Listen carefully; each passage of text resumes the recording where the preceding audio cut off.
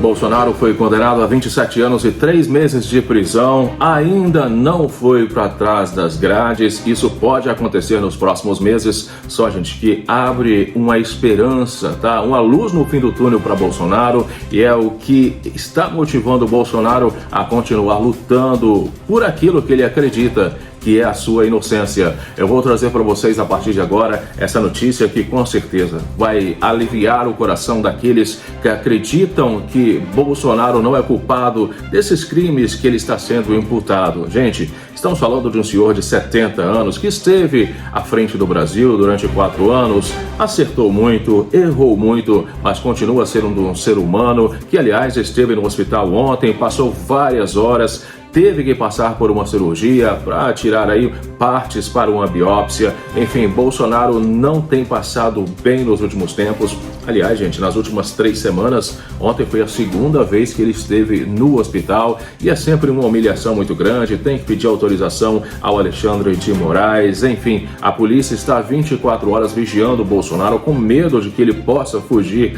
para a Argentina ou até mesmo para os Estados Unidos.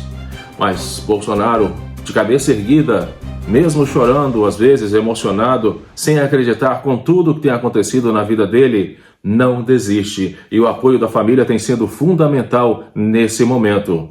Porque a condenação não é o fim da linha para Bolsonaro. Preparem o coração, porque eu vou trazer para vocês agora informações muito importantes e, claro, esperança para aqueles que acreditam na inocência de Bolsonaro e, quem sabe, até na possibilidade de se candidatar a presidente do Brasil no ano que vem, em 2026. Mas antes que eu traga para vocês essas informações, eu queria pedir para você se inscrever no canal. Se você ainda não é inscrito, aperte o sininho para as notificações e, claro, não esqueça de deixar o seu comentário, que é muito importante. O Ronaldo sempre responde e dá coração para todos. Aí de baixo também eu vou deixar para vocês o link dos meus outros canais e, mais uma vez, gratidão. A família segue crescendo, já somos quase 572 mil inscritos, quase 178 milhões de visualizações.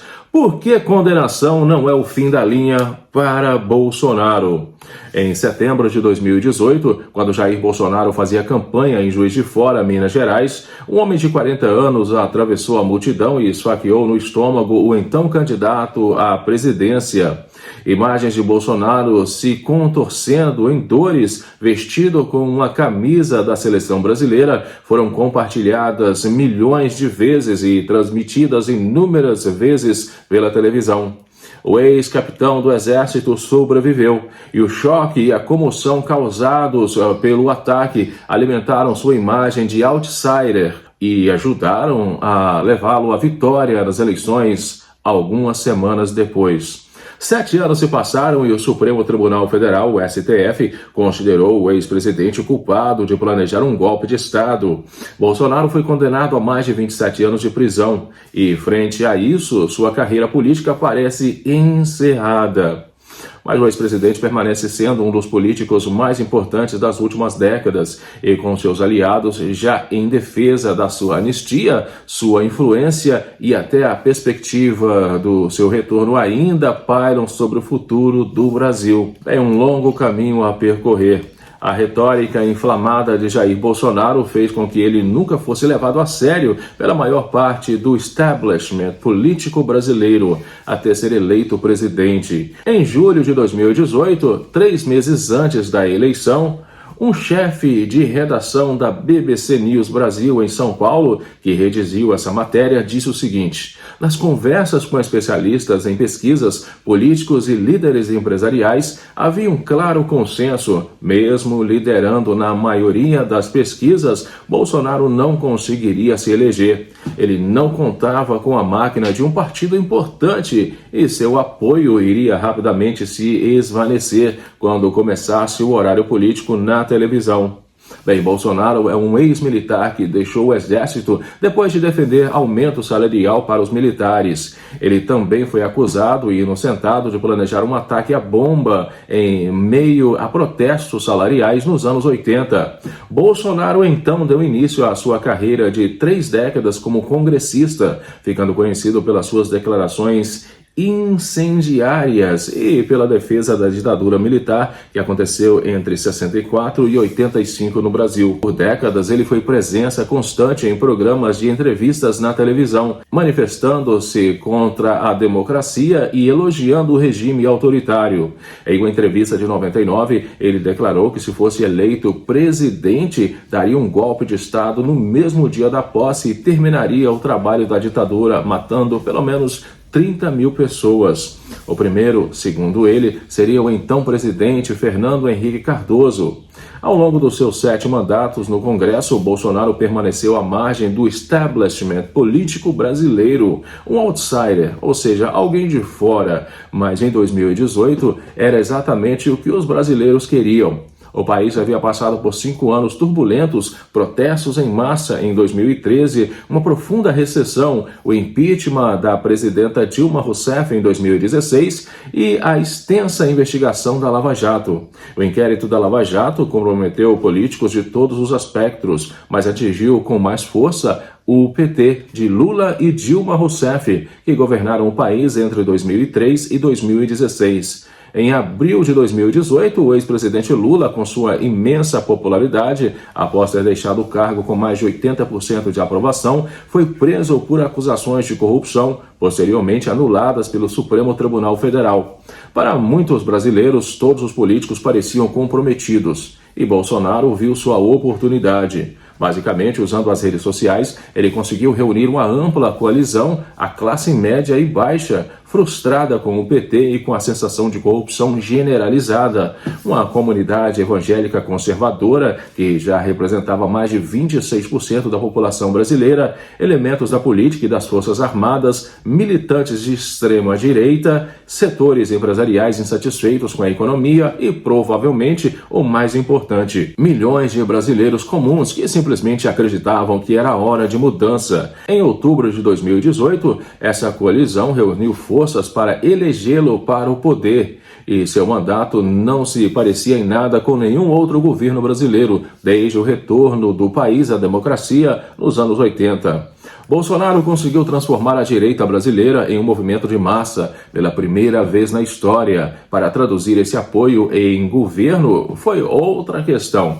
Ele montou um ministério com pouca experiência na administração federal e precisou de forte apoio de oficiais militares para preencher cargos fundamentais. Seu governo apoiou as empresas e se alinhou diplomaticamente com os Estados Unidos de Trump, considerado uma inspiração para Bolsonaro, e também com outros governos conservadores da Hungria e de Israel. Bolsonaro enfraqueceu a fiscalização e relaxou a proteção ao meio ambiente, favorecendo o agronegócio. O resultado foi um pico de desmatamento na Amazônia e em outras regiões do país, despertando a ira internacional. Mas os verdadeiros desafios vieram com a pandemia em 2020. Desde o começo, Bolsonaro se opôs ao distanciamento social, defendendo que ele prejudicaria a economia. Em diversas ocasiões, ele participou de manifestações em massa, desafiando abertamente a orientação de uso de máscaras e distanciamento. Em março de 2020, ele comparou o Covid-19 a uma gripezinha. E no mês seguinte, questionado sobre o crescente número de mortos,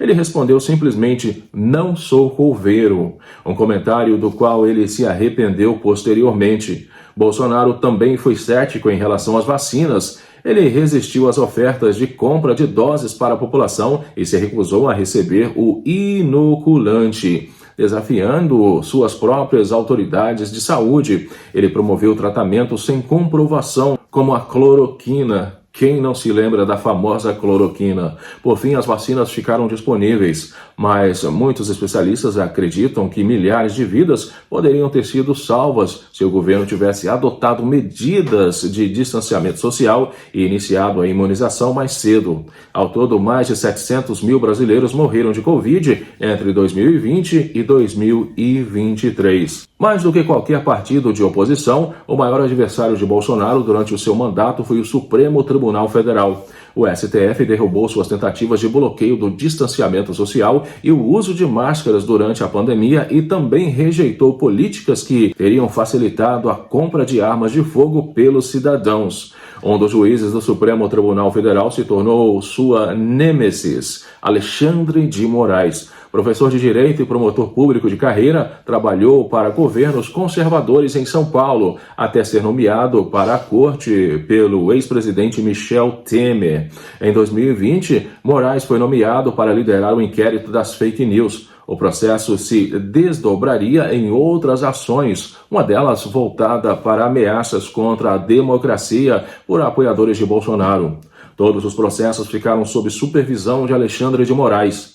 Essa concentração de poder passou a gerar críticas, não só de pessoas leais a Bolsonaro, mas também de alguns advogados e políticos de centro. Mas o papel de Moraes era garantido por lei e a maioria das decisões foi mantida pelos demais juízes do Supremo Tribunal Federal. Para certos analistas e comentaristas, confiar essa tarefa a ele foi considerado a única forma de salvaguardar a democracia brasileira. Mas a insatisfação de Bolsonaro só cresceu e muitas vezes ele declarou que não cumpriria com as decisões do tribunal. Nas manifestações em massa ocorridas em Brasília e em São Paulo em setembro de 2021, ele subiu o tom dos ataques, chamando Moraes de canalha. O então presidente também declarou que só deixaria o cargo preso, morto ou com vitória, destacando: "Quero dizer aos canalhas que eu nunca serei preso." O discurso foi considerado uma ameaça direta às instituições democráticas brasileiras. Bem, gente, Lula saiu da prisão em novembro de 2019 e todas as acusações contra ele foram canceladas pelo Supremo Tribunal Federal. Em 2021, ele foi liberado para concorrer à eleição presidencial de outubro de 2022 em enfrentamento direto como então presidente. Bolsonaro e seus aliados começaram uma campanha intensa alegando, sem provas, que as urnas eletrônicas poderiam ser hackeadas. O então presidente defenderia que Lula só poderia vencê-lo fraudando as eleições. De forma geral, sua campanha foi considerada um esforço para estabelecer as bases para contestar qualquer resultado que o contradissesse. Bolsonaro insistiu no uso exclusivo de células de papel para a eleição e sugeriu que rejeitaria qualquer resultado sem elas. As autoridades eleitorais recusaram a proposta. Houve novas controvérsias durante a votação. No dia do segundo turno, entre Bolsonaro e Lula, a Polícia Rodoviária Federal, a PRF, sobre o governo Bolsonaro, bloqueou estradas em regiões de forte apoio a Lula. O governo afirmou que o objetivo era evitar fraudes, mas a ação foi considerada uma tentativa de impedir que os apoiadores de Lula chegassem aos locais de votação. Alexandre de Moraes foi quem ordenou a suspensão dos bloqueios e ameaçou prender o então diretor da PRF, Silvinei Vasquez, se os bloqueios continuassem. Por fim, como previsto pela maioria das pesquisas, Lula venceu, mas por uma margem muito pequena, de menos de 2 pontos percentuais. Nos dias em que seguiram as eleições, Bolsonaro permaneceu em silêncio e fora da visão do público. Quando finalmente ele falou, foi apenas brevemente. Ele não reconheceu a derrota, algo que ele nunca faria, mas autorizou o início da transição de governo. Paralelamente, e instigados pelo presidente, seus apoiadores usaram caminhões para bloquear estradas pelo Brasil. Centenas de pessoas leais a Bolsonaro acompanharam no lado de fora de quartéis do Exército, exigindo a anulação das eleições e a intervenção das Forças Armadas, impedindo a posse de Lula. Investigações posteriores demonstraram que durante aquele período, Bolsonaro se reuniu com líderes militares para discutir a imposição do estado de emergência no país, revogando o resultado das eleições. O plano não foi adiante porque 2 dos 3 chefes militares se recusaram a fazer parte, segundo suas declarações sobre juramento. A polícia descobriu posteriormente que um dos auxiliares do presidente, o general da reserva Mário Fernandes, havia imprimido dentro do Palácio do Planalto o plano para matar Lula, o vice-presidente Geraldo Alckmin e Alexandre de Moraes. Bolsonaro nega qualquer conhecimento dos planos. Ele defende ter discutido apenas medidas constitucionais com os chefes militares, mas a legislação brasileira não permite a declaração de estado de emergência para anular uma eleição. Nos últimos dias de 2022, Quando ainda era presidente, Bolsonaro voou para a Flórida, nos Estados Unidos. Ele não voltou para comparecer à posse de Lula em 1º de janeiro de 2023, quebrando a tradição de transmissão da faixa presidencial pelo presidente que sai para o seu sucessor. No dia 8 de janeiro, o Brasil presenciou algo sem precedentes. Milhares de apoiadores de Bolsonaro invadiram o Congresso Nacional, o Supremo Tribunal Federal e o Palácio do Planalto em Brasília. Parecia uma versão tropical do ataque ao Capitólio nos Estados Unidos. Lula não estava no Planalto e as forças de segurança controlaram o tumulto antes do final do dia. Bolsonaro, ainda nos Estados Unidos, negou seu envolvimento, mas a maioria dos juízes do Supremo Tribunal Federal considerou o ataque como parte de um plano maior para depor o presidente Lula.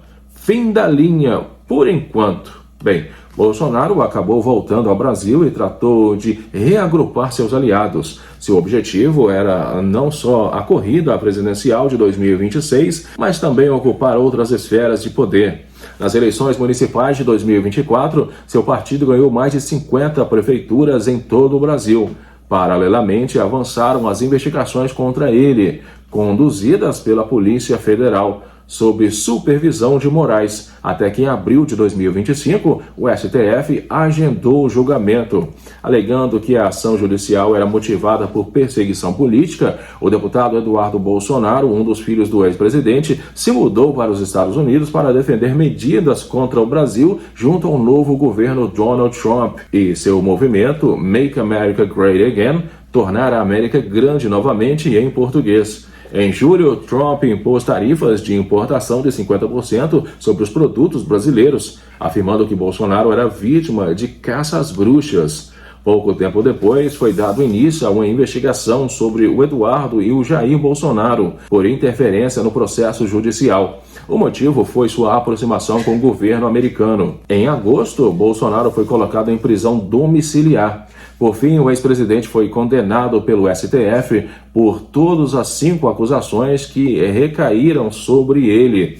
Elas incluem o planejamento de golpe de Estado e liderança de organização criminosa. Agora ele está impedido de concorrer a qualquer cargo público até 2060. Mas o veredito pode não ser o fim de Bolsonaro. Mesmo antes do fim do julgamento, seus aliados no Congresso começaram a negociar uma proposta de anistia pelos seus crimes, que poderá ser votada nas próximas semanas. E, paralelamente, políticos que buscam o apoio de Bolsonaro para suas candidaturas presidenciais já prometem perdoar o ex-presidente se saírem vitoriosos. Um dos funcionários do governo Lula, falando em condição de anonimato, alertou que a eventual anistia aprovada pelo Congresso seria declarada inconstitucional pelo STF. Esse cenário pode deflagrar uma crise se os aliados de Bolsonaro conseguirem eleger um grande número de senadores e deputados nas próximas eleições. Eles poderiam até tentar aprovar o impeachment de juízes do STF. Como disse um dos advogados durante o julgamento, todos sabem que qualquer decisão será reavaliada, nada será definitivo. A declaração parece um presságio e uma definição da história recente do Brasil. Ou seja, você acredita que Bolsonaro conseguirá reverter essa situação ou não? Deixe nos comentários, espero que você compartilhe o vídeo para que as pessoas que ainda não entenderam o que está acontecendo com Bolsonaro possam estar a par de todos os detalhes desde 2018, quando Bolsonaro começou a sua campanha presidencial. Um grande abraço, fiquem com Deus e eu volto daqui a pouquinho no próximo vídeo. Até já!